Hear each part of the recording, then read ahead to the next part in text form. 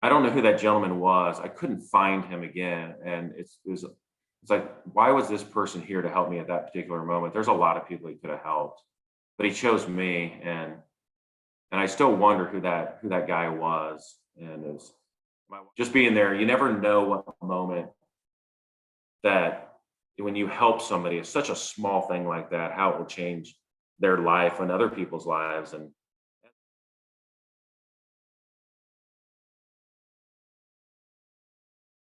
Well, good morning. Good to see everyone today. And it's awesome to spend time with Nick White, who happens to live very close to me. And we probably pass each other running at times in the dark. But Nick's had an awesome story that we got to spend time talking about a few months ago about just embarking on the idea of running a triathlon, and he had so many life lessons from that journey, both just in the inspiration to go train for it, and then the lessons he learned along the way, and the great people who stepped along the way to encourage him to keep going. There were so many things that I just thought applied to so many aspects of life and resilience, and building resilience and grit in business and in our community and in our family relationships. And I invited Nick to come on and share a little bit of that journey. And so,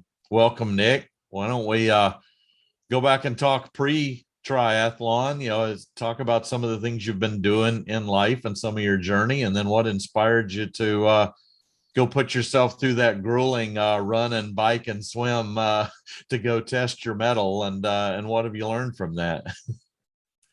yeah, thanks everyone for taking time for the presentation this morning. It's been nice to meet you all, and very excited to do the conversation this morning.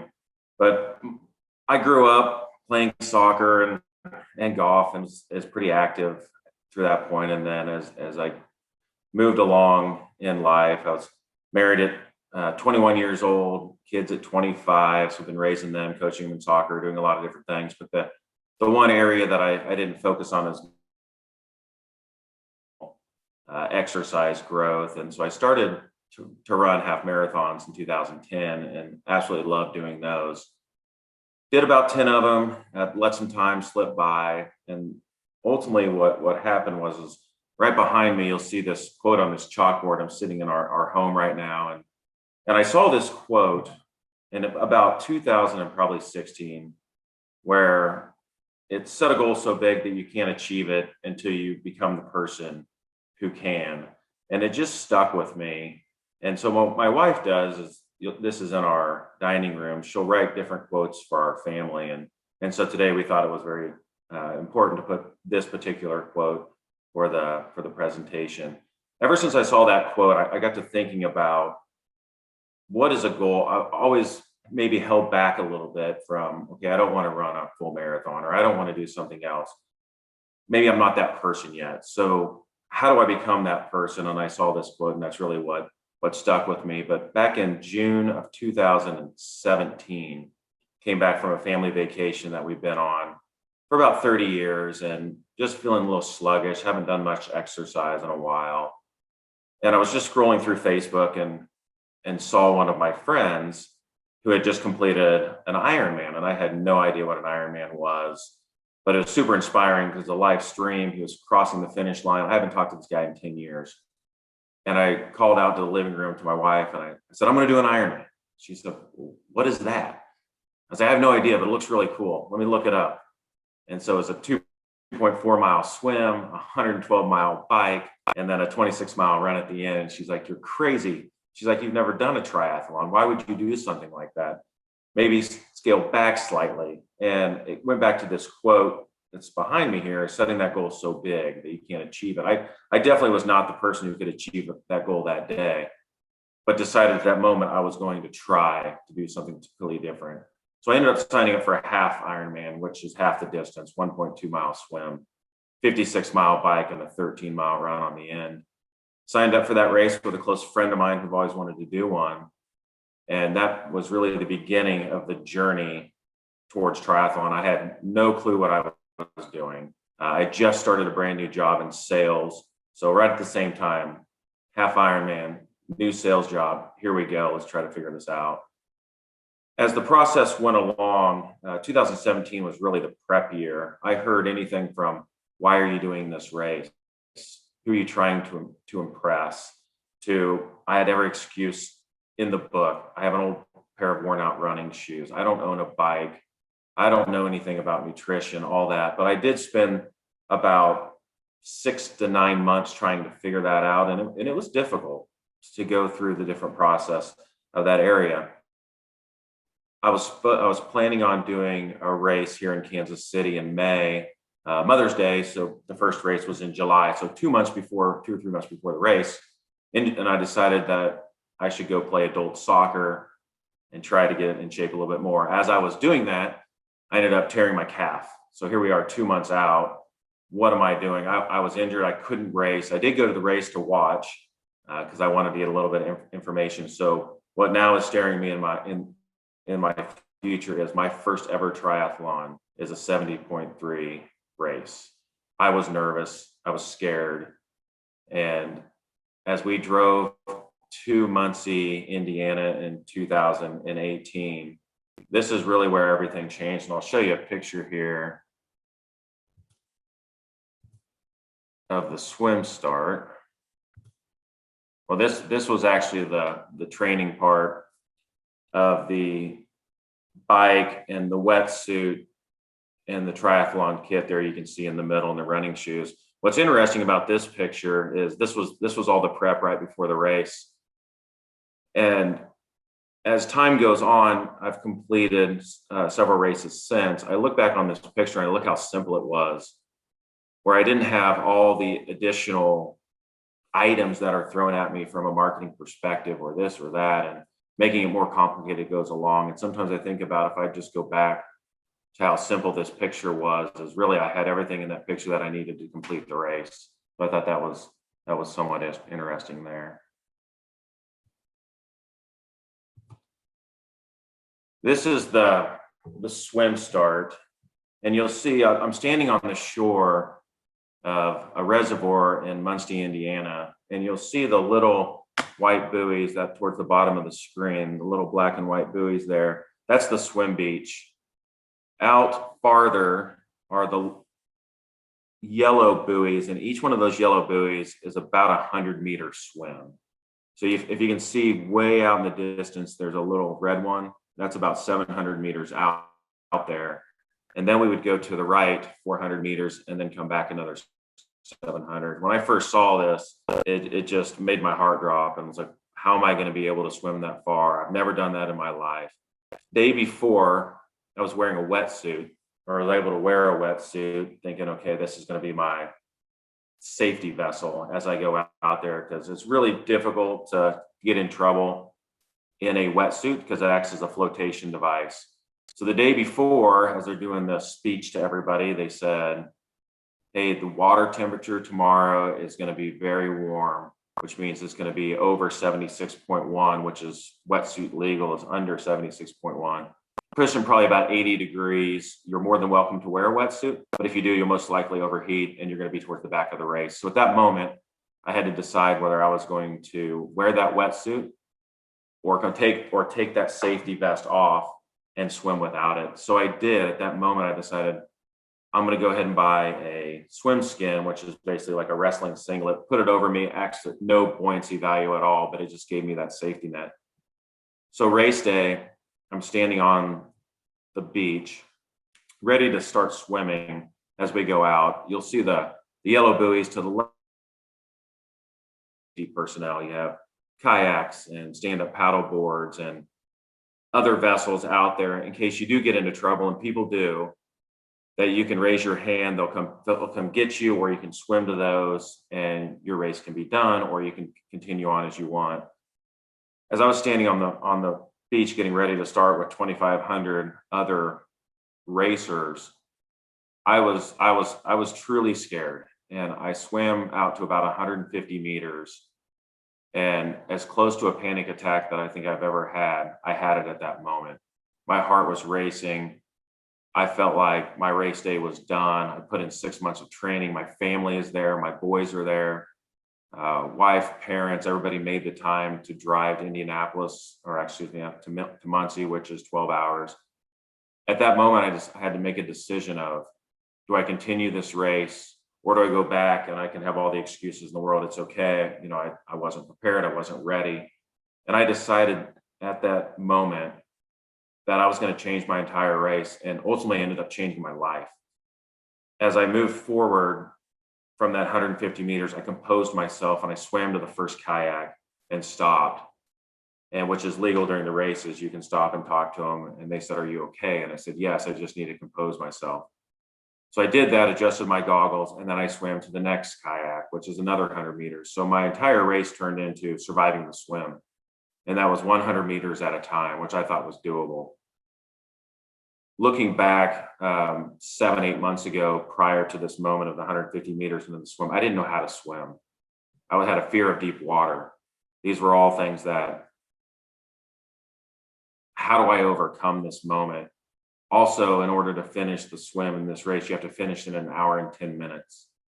So as I'm out there worried about drowning, worried about, am I going to finish the race in time? Worried about, I told my boys, no matter what, I will finish this race. All those things came into my mind, and I kept going. And you'll see about halfway out there where the trees are, the little red buoy, which is really hard to see in this picture, but to the right, I looked at my watch and I said, okay, I'm now here at a point where I can finish the swim. And I came around the swim towards the back, about 400 meters from the shore. I couldn't see anything. The sun was in my eyes. Once again, here, how am I going to get to the finish line? I had no idea where the finish line even was. And I asked the people on the kayaks and the paddle boards, I said, how far? And they're like, well, it's just right up there. And I'm glad they said it was just right up there, even though it's still 400 meters away and probably about 10 minutes of swimming. I got to the next one. Where am I? And they said, you know, you're almost there. You're almost there. The encouragement of the volunteers during that swim, and getting through that swim and actually having my feet hit sand as I came out of the water, was probably one of the most proud moments I've ever had for myself personally, because I just overcame the lack of knowing how to swim, the fear of deep water, the fear of doing something new.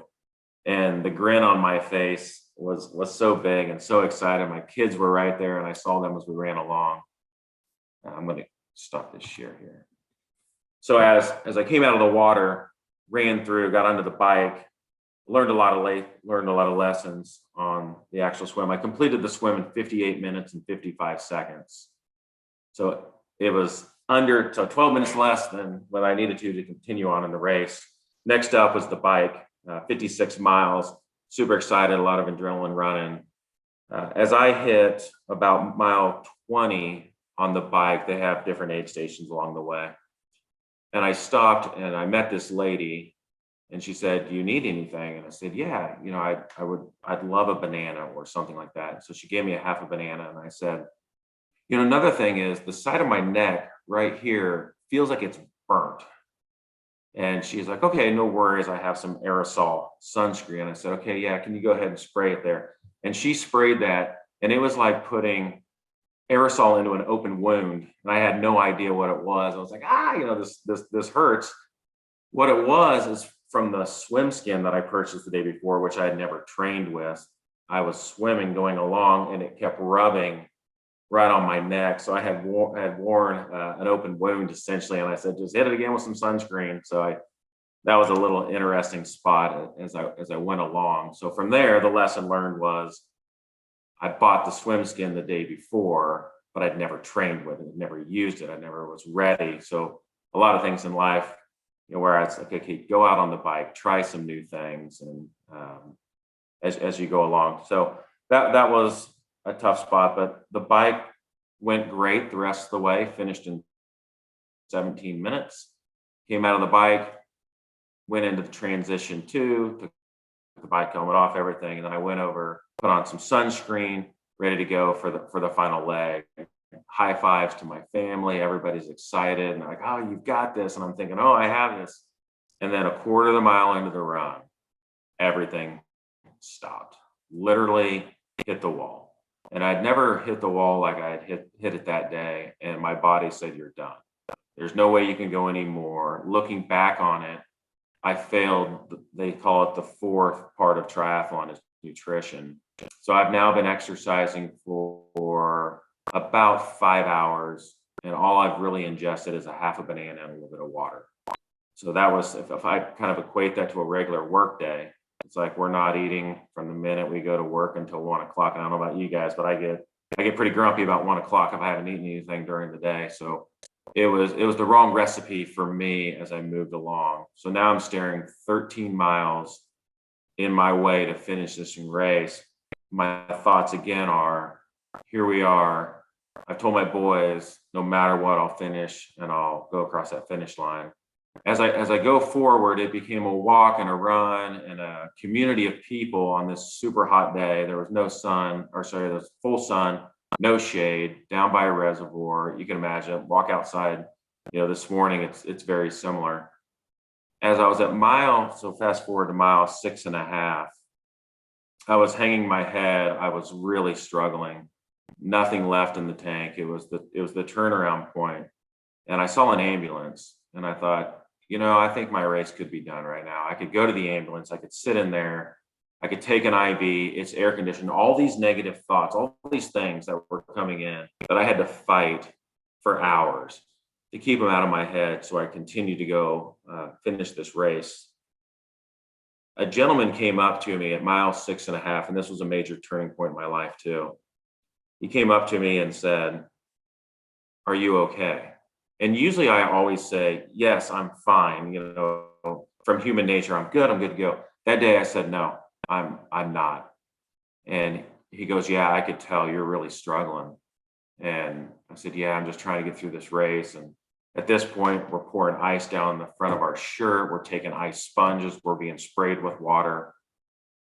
And he said, "You're not going to finish this race unless you take this salt."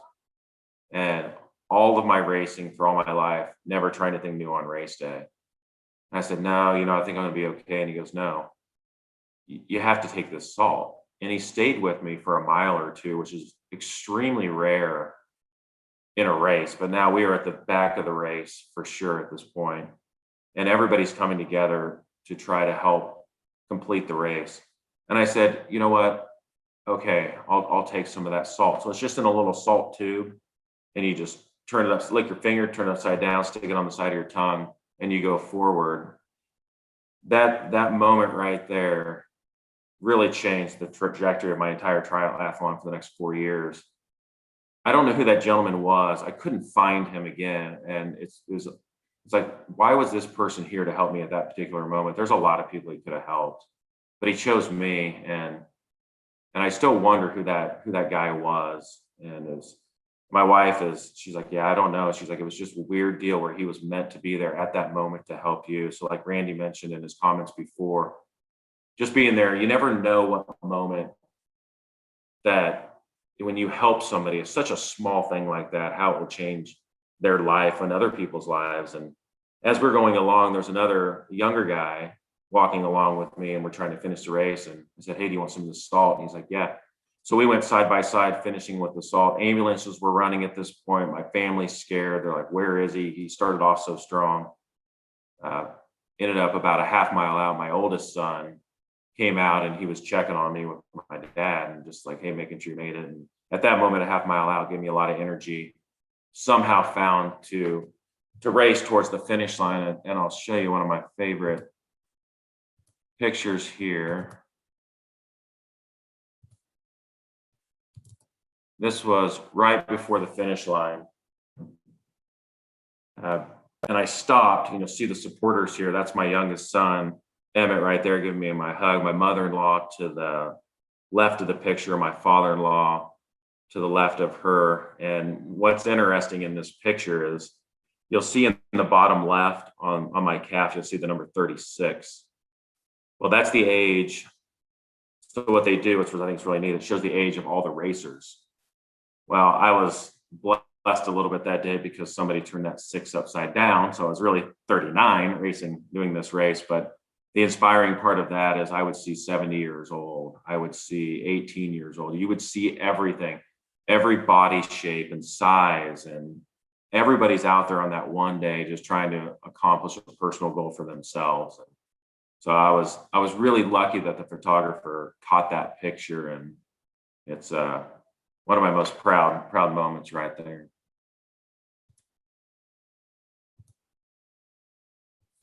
So as we continue along, race finishes.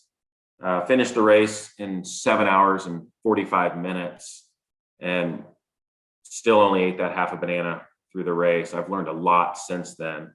Yeah, as we move forward, I've raced 2019, raced Waco, Texas. 2019 also raced Traverse City. 2020 was planning on racing Des Moines, was pushed to just on June 20th, Father's Day. And so I raced about a month ago. It's really pretty special. I was racing on behalf of a local charity here in Lewisburg called Drown Out Cancer. I partnered with the individual that gave me the salt in Muncie at that moment. I looked at that race tube that he gave me of salt, and there's a company called Base Performance out of Colorado. I had no idea who they were. Reached out to him and said, man, this was really neat that one of your ambassadors gave me some of this salt. Well, 6 months later, I joined that race team and have been part of the team for about 3 years now. Fast forward to June of 2020, June of 2021, sorry, the race just a couple weeks ago. I ended up racing on behalf of Drown Out Cancer with a race kit that was created by Base Performance. I'll show you this race kit here. So Drown Out Cancer, local charity. There's two individuals who started the charity. One of them passed away from cancer in his upper 30s.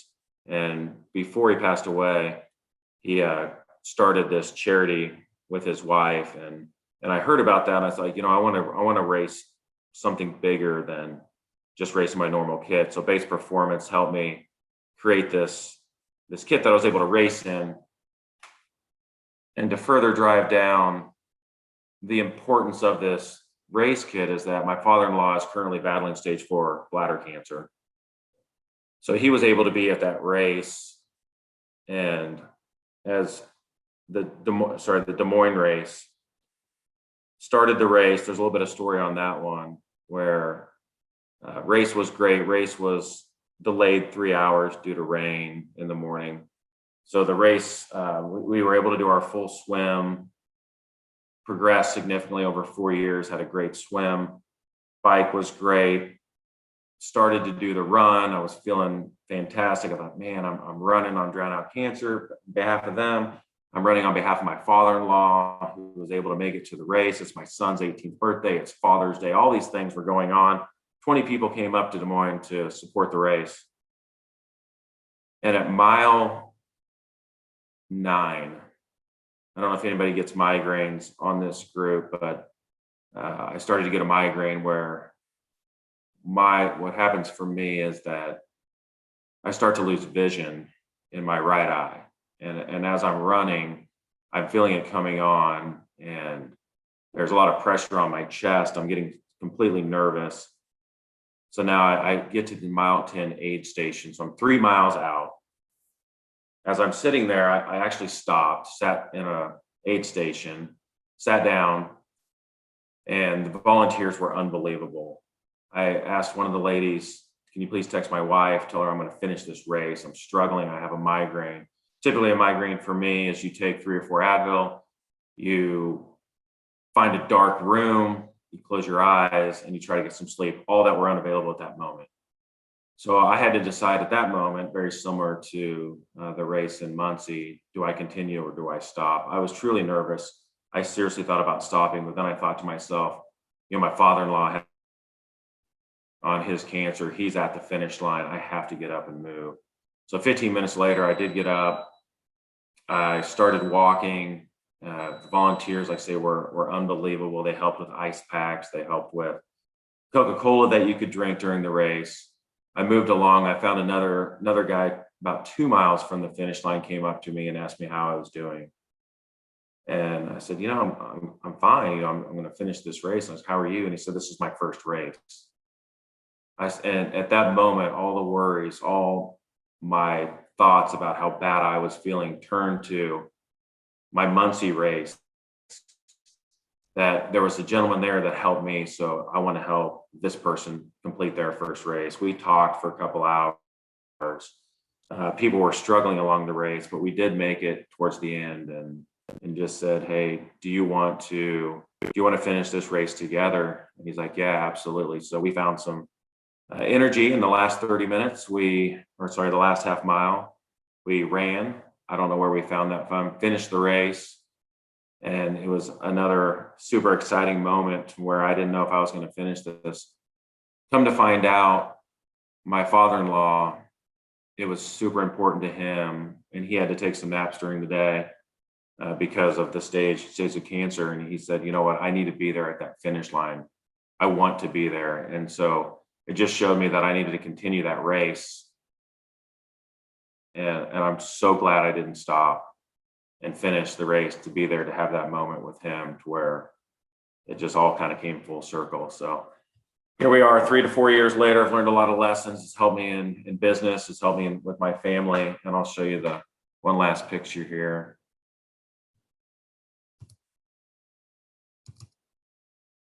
That was the finish line of Des Moines, wearing that race kit. But quite a journey. I've learned a lot of lessons. A lot of people have helped me along the way. I couldn't have done it without friends, family. And I didn't know when I first started where triathlon would take me, but I knew it could only be good. And here we are today talking. I would have never had this opportunity without finishing that first race. So thank you for the time, and very nice to meet you all.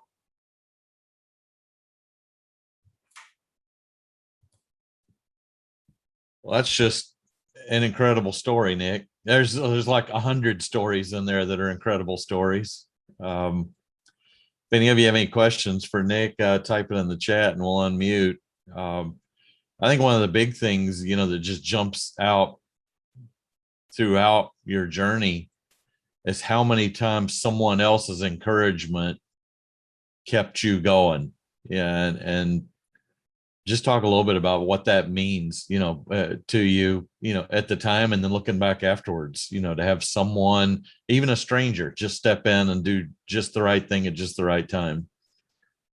Yeah, it's, I look back on those moments, and I don't remember a lot of stuff over the years. There's so many moments, but these are completely etched in my mind.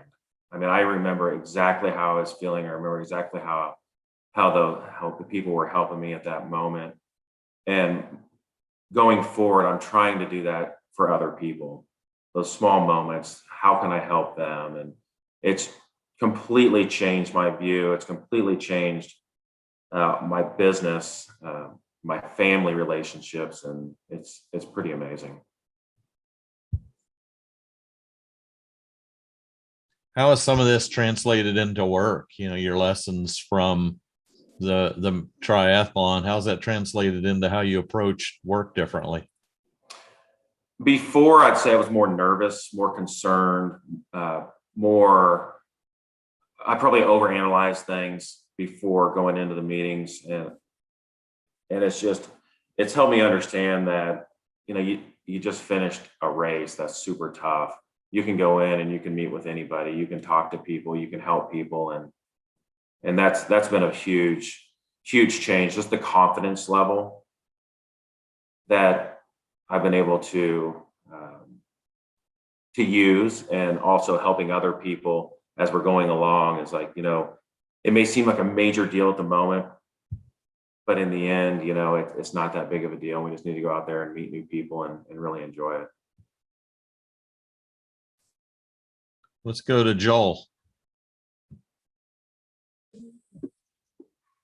Hey, Nick, good to see you. Thanks for sharing today. I've heard some of it, but not all of it. And Randy kind of touched on a few things there with the how strangers have come into your life and helped on things. So some of those hard moments, when you add them into business, have they helped you in sales? Maybe looking at things that prior to these experiences would have been difficult, and now you're just kind of like, well, it can't ever be as bad as the migraine I had at mile 9, some of those type of things? Yeah, so it's interesting. Great question. Is when I first started doing triathlon, I was just right before triathlon and sales. I was in a manager leadership role, and I had a lot going on. A lot of I was it I decided at that moment that I've always wanted to do sales, and I made that jump at the same time. So going forward into the sales, yes, everybody told me sales scary, sales is so hard, sales is so difficult, and yes, it is. But I don't have the fear or of going out and meeting new people or helping others or reaching out to Joel. Hey, Joel, who do you know? Or Randy reaching out to you as, like we had our lunch. Hey, looks like we have some mutual acquaintances. Just the confidence level from before that anything is possible to go out there and talk to people. And then I found, based on the type of work that I do, how it truly does help people, makes it even better. And I can tell these stories and walk through it and absolutely love it. Thank you. When we first talked about this, I walked away and was reflecting on it later that you didn't really go out and run a triathlon. You swam 100 meters and then you swam another 100 meters. And it really was a testament to a lot of life as these small victories. Yeah. And you just pieced together a whole bunch of small victories that became a triathlon. Yeah. Have you ever looked back at that of just, how you lay out your goals for work or the community or your family? And it can look big and ominous and too much, but if you break it down into achievable parts like you did, it changes your approach. Yeah, great points. And I do that. I've looked at my sales goals that I have every year, and I do break those down. I break them down to small steps, small introductions. And as each introduction goes along, then that ultimately will drive sales in the future. But you're right. If I looked at 70.3 miles, and every time I stand on the shore of the race day, I don't think, oh my gosh, I got to do 70.3 miles, because I think that'd be super intimidating. I think I need to swim to that first buoy, second buoy, third buoy, all the way around. And then it's mile by mile on the bike, mile by mile on the run, and all of a sudden 70.3 miles that are completed. And I do the same thing in my job. It taught me, because as I was starting sales and triathlon at the same time, it was kind of interesting. It was teaching me lessons on both sides. And I've had people say it takes a while in sales. Just, you have to be patient. And same thing on triathlon. It's weird how similar they both are. But every day I do set minor goals, knowing that if I do these couple things every day, it will go towards a bigger goal. And yeah, it's very similar. So what has all this inspired you to think about next? What's the next thing?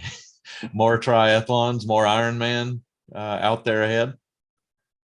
So I always said I'd do minimum 5. So I'm at 4. I'm not sure where the 5th one will be. Most likely it'll turn into endurance running is my next thought. The 50, 100-mile races, somewhere like that. So we'll see. I'll keep you tuned, but it'll definitely be something. I'm not sure. And what's your son learned from this, from watching you battle and compete and go through this pain and have the resilience and the determination to push through the pain and get through anyways? What's he taken away from this? Yeah, all those things that you just mentioned, he has, and I think a lot of things he hasn't. So he'll be a freshman in high school. He's talked a little about. He went up to Des Moines with me the day before, and he's like, I'm thinking about maybe doing a triathlon. This seems like something that would be pretty neat. But yeah, he's similar type of deal. The lessons of daily putting in the work. He's training for the first soccer season of high school, and he knows he has to put in the work every single day, and it makes the small changes that will allow him to do the things that he wants to do. So I do see that in his growth goals, but both of my boys. Well, that's awesome.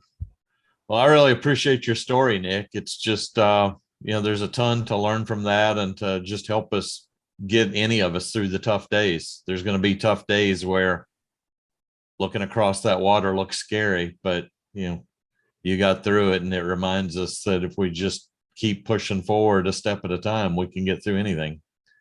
Yeah, absolutely. And yeah, I'd love to meet you all. And if there's anything I can do to help, please let me know. And I really appreciate the time. All right. Well, we'll see you out there running the neighborhood, Nick, and stay cool. It's hot these days, but just keep moving forward. All right. Yeah, you too. Well, thank you. Thanks, everyone. Have a great weekend.